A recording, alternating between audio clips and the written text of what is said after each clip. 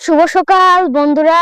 আজকে আমাদের জন্য একটি খুব বিশেষ দিন, কারণ আজকে হলো 21শে ফেব্রুয়ারি, আন্তর্জাতিক মাতৃভাষা দিবস। এবং আজকে আমি একটু বাংলাতে কথা বলতে চাই, কারণ আজকে আমাদের আন্তর্জাতিক মাতৃভাষা দিবস। এবং 1952 সালে আমাদের সাহসী ছাত্রছাত্রীরা, মা বোনেরা, তারা তাদের প্রাণ দিয়েছে, রক্ত দিয়েছে এই ভাষার জন্য।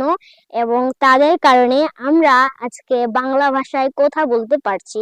এবং 1999 সালে ইউনেস্কো ঘোষণা দিয়েছিল যে বাংলা একটি আন্তর্জাতিক মাতৃভাষা।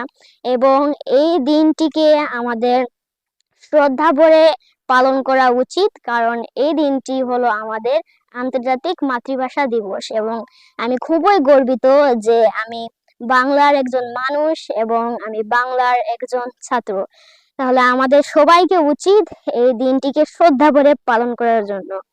ওকে, তাহলে আপনাদেরকে ধন্যবাদ আমার এই ভিডিওটি দেখার জন্য।